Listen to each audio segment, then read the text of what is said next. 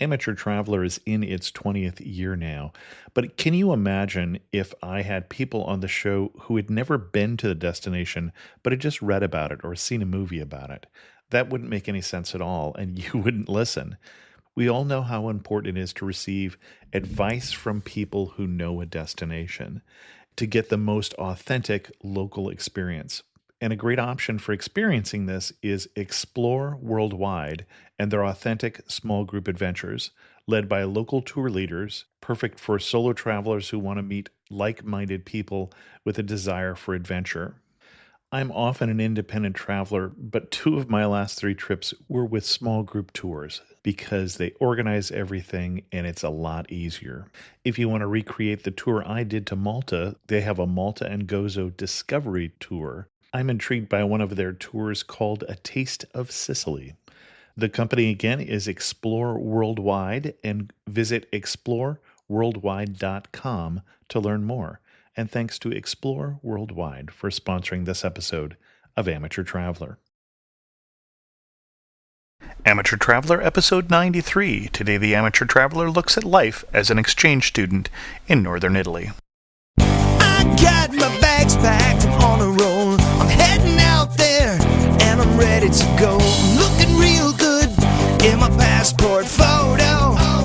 15-hour flight, I don't think I'll ever be coming home.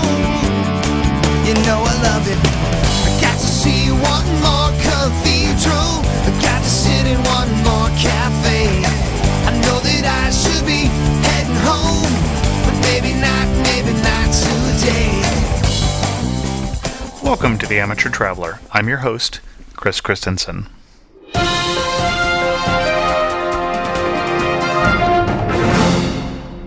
I have one news story for you today, which didn't seem quite as appropriate on last week's show, which was focused on family travel. And that is that researchers in Argentina have determined that the cure to jet lag might be Viagra. In experiments with hamsters, they discovered that hamsters recovered 25 to 50% more quickly from the equivalent of human jet lag, needing less time to synchronize themselves to the new schedule when they took Viagra. This leads me with a lot of questions, like why were these hamsters suffering from jet lag in the first place?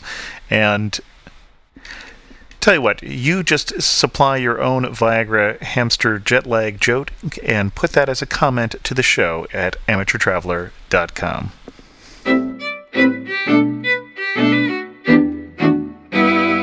I'd like to welcome to the show Davey Fields. Davey is an exchange student in northern Italy, in Parma. And I have invited him onto the show to talk about that experience. Davey, welcome to the show. Thank you, Chris. So you are not normally in Italy. You're normally going to school on the East Coast. Correct. I go to Boston College. And what led you to pursue being an exchange student, first of all? When I got to school, the first year at Boston College, you have to take foreign language. And I had taken French all through middle school and then high school, but really hadn't enjoyed it very much. And I was sitting in the room staring at the list of languages because I had to pick something to take my freshman year. And I saw Italian down on the list. And I always knew in the back of my mind that I wanted to do some kind of study abroad.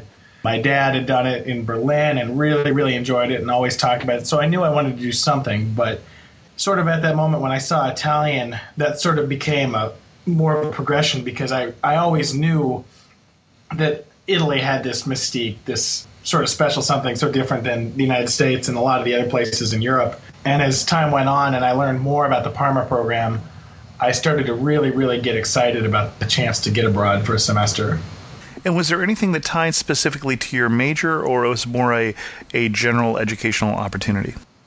Nothing too specific. Some people had to come out and get credits done, do some independent study to make up some credits, but in my case, I'm a double major in political science and communications, and out here I ended up taking a class of political science in Italian at the university for credit, but it was really more of a opportunity to go abroad. I didn't have to come out here. I didn't have to do anything. A lot of other study abroad programs in the United States now, the people can come to Berlin or France or England or any country, but they end up taking independent classes with U.S. professors in English for credit.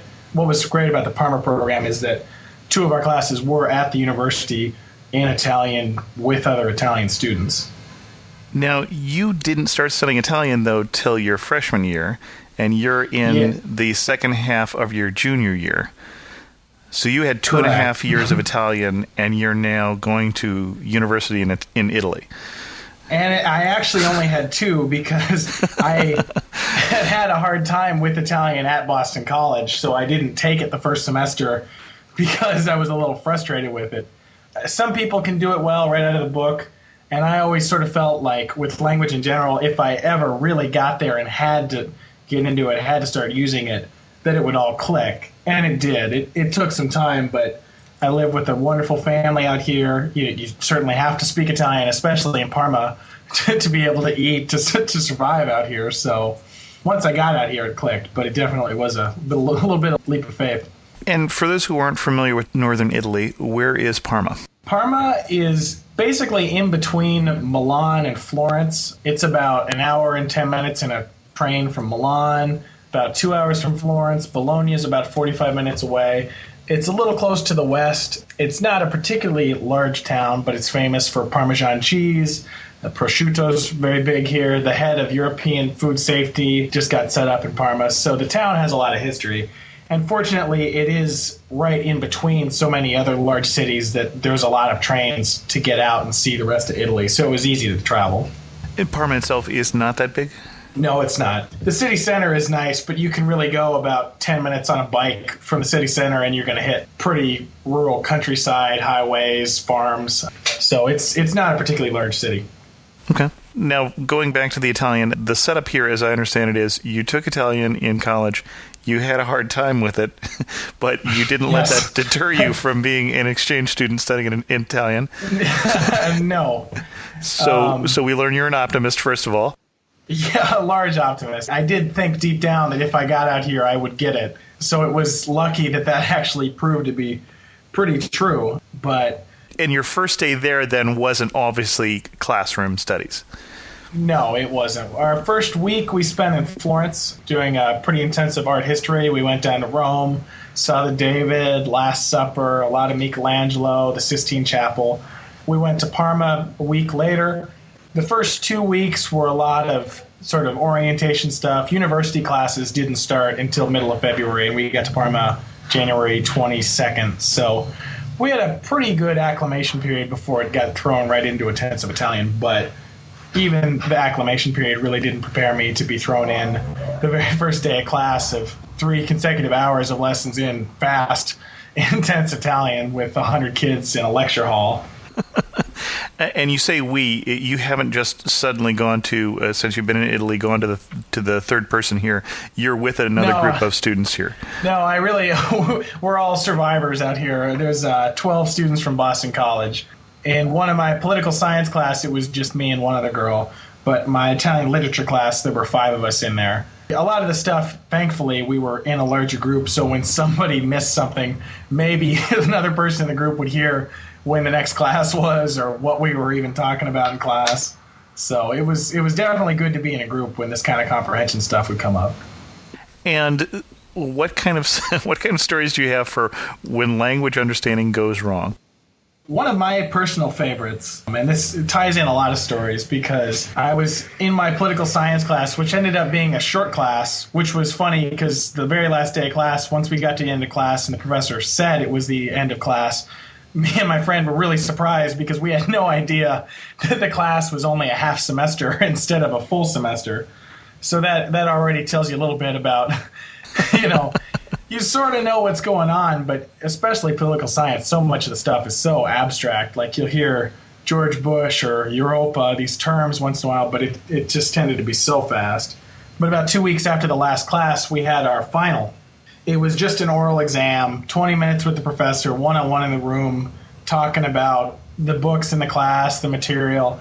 And I was very nervous. And we went over there. I had read the stuff for a week. We had a tutor that we met with, but it was a challenge because it's like both, can you even speak in Italian for 20 minutes and can you sort of talk to the material at the same time? And obviously, still everyone in Italy really likes to smoke, which sort of sets up this story because I get in there with my teacher. In the first 10 minutes, he just sort of gruff says, okay, tell me about. It was funny how much of this world political science class was about the United States because a lot of the questions related to politics of Woodrow Wilson, how some of his points had changed European history and European politics. So the first 10 minutes were really just questions about this material, saying what I knew. And then he pulled out a cigarette, my teacher, and said, "Posso fumare," which means, can I smoke? And kind of flabbergasted, I pointed at myself, and instead of saying, you can smoke, I said, "Posso fumare," right back to him, which means, can I smoke? And he looked at me sort of surprised and said, "Puoi fumare?" And handed me a cigarette. I don't smoke cigarettes. He hands me a cigarette and hands me a lighter and sort of stares at me. So I am freaking out because it's a final exam. So I lit it up and started trying to smoke a cigarette with the guy completely on accident, like a complete mistake. But as soon as I started doing that, it sort of created this chummy atmosphere and the questions turned a lot more general. He started asking who I thought would win the next political election in the United States, what I thought of Italy. So it was a funny conclusion, but at the time when I realized that I had asked him, like, can I smoke, just complete and utter misunderstanding. You talked about getting out of Parma also and seeing more of Europe. What have you had a chance to see, and when do you get a chance to travel? I've seen a lot. The second question is quicker. We tended to have classes Monday morning through Thursday afternoon, and then Thursday afternoon we would leave. Most of the time it would be a train to Milan, and then a bus from that train station to the airport. So normally it would be sort of a Thursday to Sunday. We had 2 longer breaks. During my 2 long breaks, over spring break, I went to England for about a week, and then I met up with a friend in Amsterdam. And then over a second week, I went to Vienna and Prague. But in between that, I also got out to Belgium. I saw so much of Italy, Milan, Rome, Venice. I'm going to South Italy next week, Torino, just so many of the places around Italy. And then a lot of the times you end up going through other countries. So on the way to Vienna, we stopped for a night in Bratislava in Czechoslovakia and got to see that. Going through Switzerland on our way back from other trips. So you get to see a lot more of Europe just because you sort of bounce through it on your way around. But I did definitely see a good portion of Europe in my time here. And just in case your political science textbook is old, there is no Czechoslovakia anymore. But that's right. Is it Slovakia? Slovakia or the Czech Republic. Bratislava. Slovakia. It was only a night, and it was. I know how those textbooks can be out of date. It's not a problem. Yeah. You talked about Italy. The education system's still a little behind over here, so that would be there. You talked about staying with the family. So part of this is a homestay. Yeah. How did that add to the experience? Tremendously. Out of our 12, there's 5 people that live with the family. There's one other girl from Boston College who also lives here. But I live with the most wonderful woman named Nietzsche. I was worried when I got here that she wouldn't speak any English because I got a letter from her back in November before I came out, written all in Italian, sort of a funny, quirky little letter.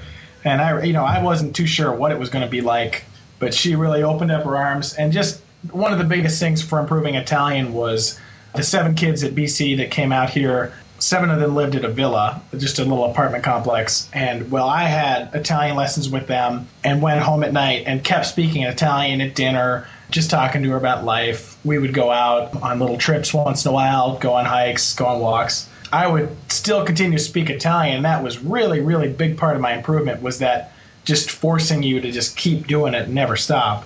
Versus somebody not in a homestay environment, they can speak in Italian for 3-4 hours a day in a lesson, but they go home and they stop. So living with a family was definitely a really big part of how I was able to improve as much as I did. Now, as I recall, your father, you mentioned, was an exchange student also in Berlin, and he stayed with the family also, and you have met them over the years. Yeah. So they've actually stayed in touch now for at least 20 years. Right. My dad was just out there in September and ran the Berlin Marathon. I met up with the daughter of the family he stayed with. So it's really interesting from his experience how much he stayed in touch. And I sort of foresee the same thing. because my homestay woman is just as tech oriented as I am. She's on Skype. She has a PowerBook. She really loves all this stuff. I came out here and I've been talking to her about iWeb, and she wants to know about RSS and HTML, which is HTML, but it took me a long time to figure out what she was talking about the first time. So, yeah, it's been great. As you look back, and you've only got a few more weeks here before you head home again, what was the biggest surprise in this whole experience? That's a good question. It was different than I thought it was going to be, but I couldn't really verbalize how I thought it was going to be. But I was surprised how much I just adjusted to this lifestyle, because when I got here, it really seemed so foreign. Just every little thing was different. The grocery stores, the classes, just the kind of kids, the way people dressed. And now just over time, almost everything. I've started getting used to the Italian, not that I had to get used to Italian food because it's just delicious, but just to all these different points that they sort of actually over time, I just got used to them. I think that was the biggest surprise, is that I just hit this point of like complete comfort with living abroad in Europe, because I never thought that was something that I would ever consider doing for a long stretch of time. But after this, I would happily head back out here to Italy or even any other part of Europe, because it's just a really, really different but really nice lifestyle. Well, and now that you've taken up smoking, you'll fit in better too, so that's also... Yeah, exactly. I can blend in a lot easier. You mentioned that the grocery store is different, the dress is different for the students. How are those things different? Well, the grocery store, it's just interesting, the style of the grocery store and stores in general. Like, for example, they don't sell medicine or a lot of that. They separate out a pharmacy from a grocery store. Mm-hmm. So you don't have nearly as much one-stop shopping. So when you're grocery shopping, we've gotten to the point where we're spoiled by big stores. There's like a Safeway on the West Coast or a Shaw's on the East Coast. But out here, you really could have to hit 3 or 4 markets to pick up your fruit. If you needed something like aspirin, it's just a different experience. And the really funny thing with medicine, with the pharmacies, is you can't browse in a pharmacy. You have to go in there and tell them what you're looking for. And there's just no opportunity for you to sort of feel things out, because the only time I went in there, I was looking for allergy medication, and they sort of sat me down and really walked me through all the steps and wanted to see exactly what was going on. And I was just looking for a box that had a picture of a nose on it or something, something easy like that. The style of dress is harder to knock down. I think the funniest thing, still, I was just outside at a soccer game. It's probably about 80 degrees here, and everyone is still in jeans. People wear jackets around.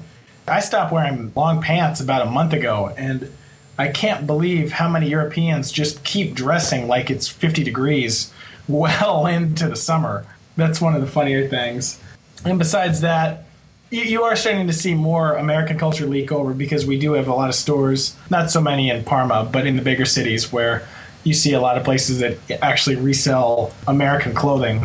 I saw a lot of stuff from American Eagle in one store that was called America One Stop.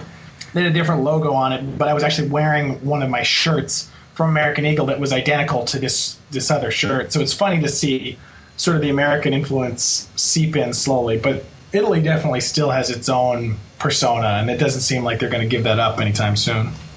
And as you've gotten around, especially the local area near where you are, what's the one jewel that really stands out? Boy, if people are in this area that you really ought to get to. Around Parma? Yeah.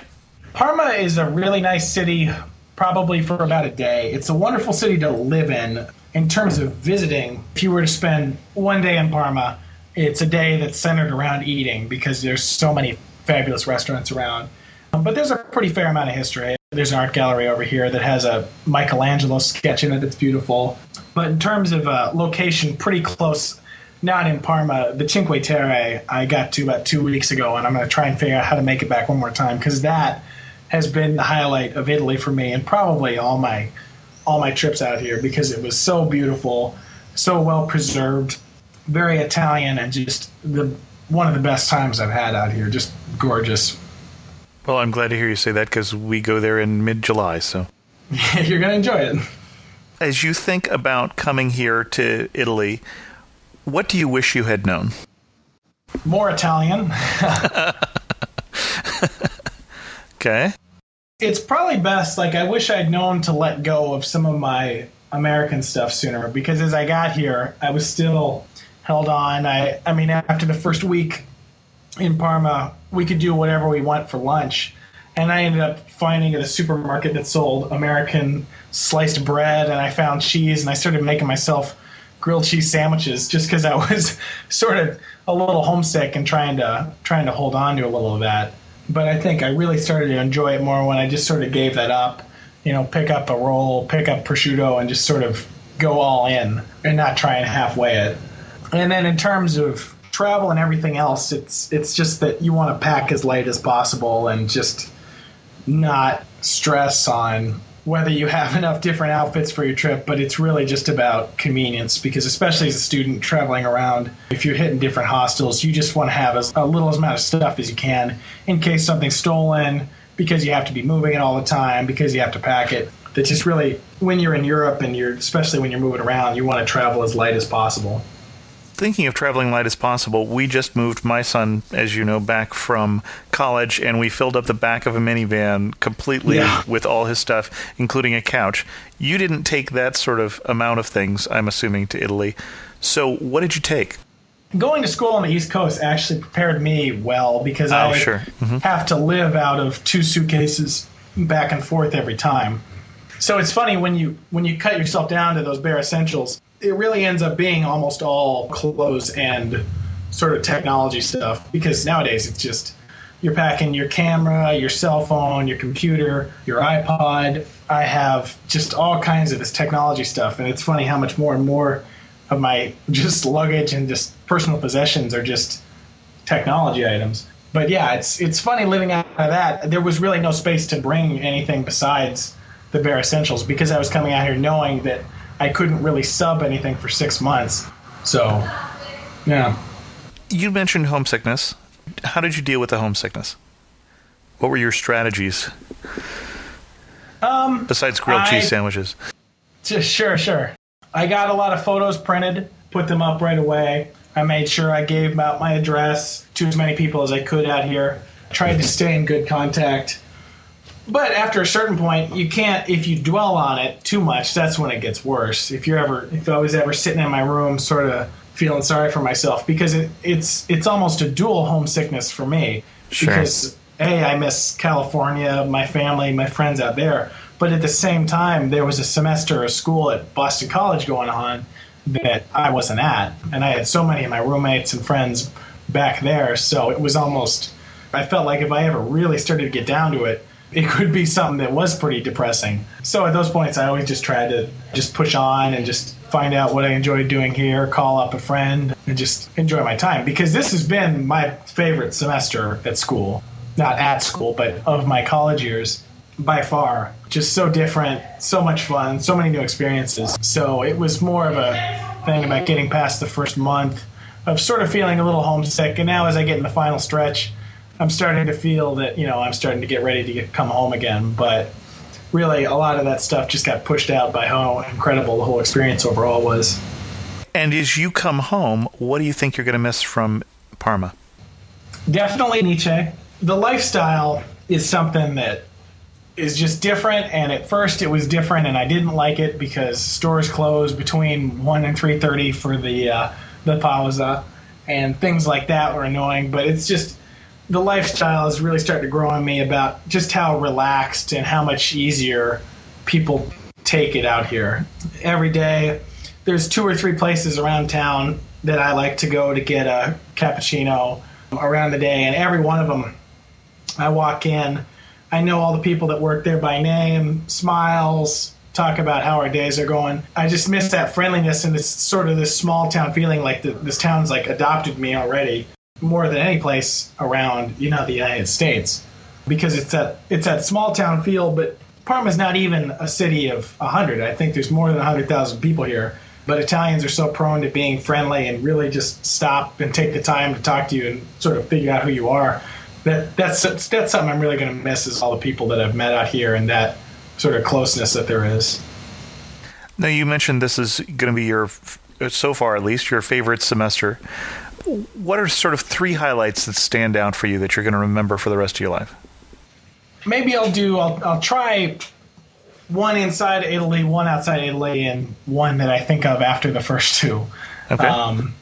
Outside Italy, traveling to Prague, I went to Prague for 3 days, and that was the most incredible city I had been in. And I keep telling what country people is that in? That is in the Czech Republic. There you go. I keep telling people I ran out of words a long time ago. Like, I feel like I wish I'd studied English more, because everywhere I've been is really beautiful or really nice or really fun. So it's gotten hard to accurately describe how great it was. But Prague just has the most incredible combination of history, the sights, the city is just beautiful and just alive. And just of all the states that came out from underneath the Soviet Union, they're the ones that really have picked themselves up and sort of remade themselves so quickly. And it's just become a really dynamic place to go. And talking to my friends all over Europe, that's sort of the sentiment I hear a lot, is that Prague has become the new sort of it city. Because I also went to Amsterdam, which I think stereotypically would be more of the city that especially younger people would flock to. But it seems that Prague is sort of cutting underneath that and sort of really becoming the new sort of quintessential place you must go when you're abroad. I'm just recommending that to anybody who'll listen, to definitely get out to Prague if you have the opportunity. Inside of Europe, or inside of Italy, it probably would have to be the Cinque Terre. We went out for 2 days, 2 days of waking up early in the morning, hiking around, 3 or 4 hours hiking, taking a leisurely lunch, and then normally just making it over to the beach, relaxing, going in the ocean, watching the sunset. Just the most peaceful, tranquil, natural, just gorgeous days that you can imagine. It just changes the people, too. You don't see anybody with a frown on their face. Everybody around is happy. There's no arguments. It's just, there's just sort of this, like, environment, and there's just this aura around Cinque Terre of just total relaxation, and it's just such a peaceful, really great place. And then the third highlight for me probably has just been in Parma. Some of the things I've said, living with Nietzsche, having someone like her who just from day one just opened up her home and heart wholeheartedly without any qualifications or anything, would do anything for me. Every night we talk, we stay in touch. So that's sort of within Parma. There's so many relationships in between me, and I've become really great friends with a lot of the Boston College students, obviously, as well. But those are friendships that, the same sort of friendships I have back at BC. But it's in between somebody like Nietzsche, some of my teachers out here, some of my Italian friends that I've met, sort of these relationships that I've never had this kind of friendship with, like a friendship with somebody I speak in Italian with, or somebody that I lived in their home for 6 months. So I think those would be the three. As we wrap this up, any recommendations either for people who are heading to a exchange student program, or people like me who are too old for that now, but now that you've lived as a European for a while, how we should handle going to Europe? First, for the exchange students, I think the biggest thing about Parma is find the most authentic integrated program you can find and do it. I had friends who did programs in Venice, in Rome, in Milan, just all over Europe. And a lot of people enjoyed them, but they didn't speak in their native languages. On the weekends, they really just wanted to get out of there. And as I got to the end of the semester here, I really didn't want to even leave Parma and go other places in Europe. I wanted to stick around Parma. We would go to the park, and we started playing basketball out with the kids there, just having days to walk around town, just talk to the people. A lot of our friends from class we would meet up with and do stuff on the weekends. So for people that are studying abroad, I would just avoid those big stereotypical programs, stereotypical cities, and really sort of poke further in, because every country has a big one. Like France, you could do Paris, but France is littered with these other small towns, and maybe it's a program that's not even from your school, but that you want to try and find the most authentic thing you can do, because this is really your only chance that you can completely translocate for 6 months only, other than if later on in life you wanted to completely move for 10 years of your life. But you're never going to just quickly switch lifestyles and just take on this completely new opportunity in life like you can in a really small independent program like the Parma program here. And then for people visiting Europe, I think the more you can stay out of just the big guidebook stuff, just hitting the big sites and going down a list and deciding, if I go to Rome, I got to go and see the Sistine Chapel and the fountain, the Spanish Steps. And if you really sort of open up your eyes and stop in the city and take the time to appreciate what makes Italy, or Spain, or anything else. Because in Italy, one of the big things is that maybe it seems silly in the afternoons that everybody sort of stops and just walks around and smiles and stops for a cafe at the bar, but that's a big part of sort of the European life. Because you can easily visit cities and see all the sights, but you don't really know what the city's like until you really do some of the stuff that the locals are doing. So my advice probably for somebody coming out to Europe is to just sort of try and get your finger on the pulse of the city or the country and just try and live like those people for one day. Maybe don't go to the restaurant that's in the guidebook, but, walk off into a neighborhood and just hit some local place and see what it's like in there. Well, thanks. Davey, it's been great having you on the show. I look forward to seeing you when you get back here in a couple weeks. Thank you.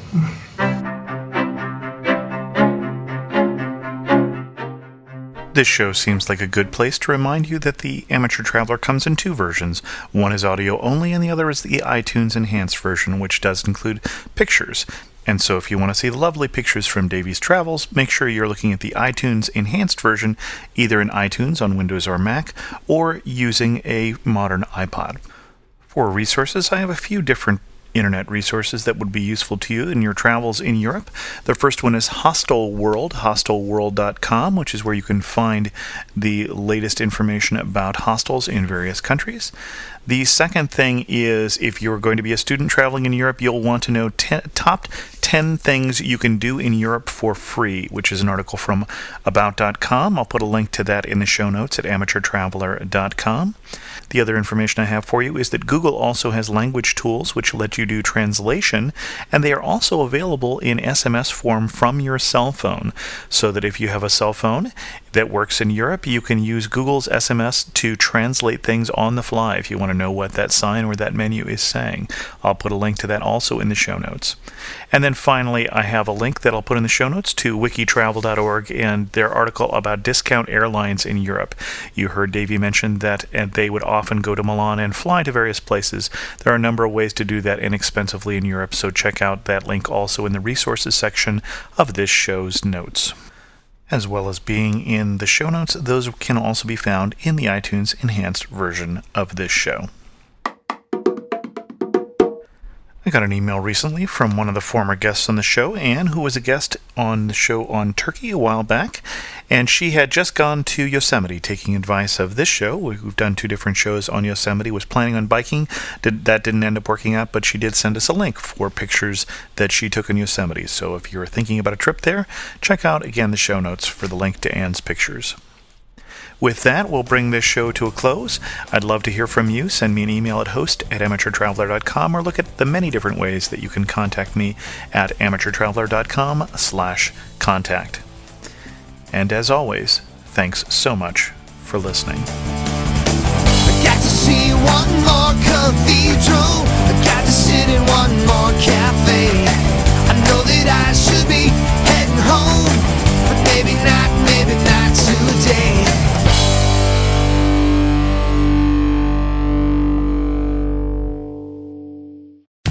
The best and the brightest served up daily by the sharpest minds in content delivery, Podshow and Limelight.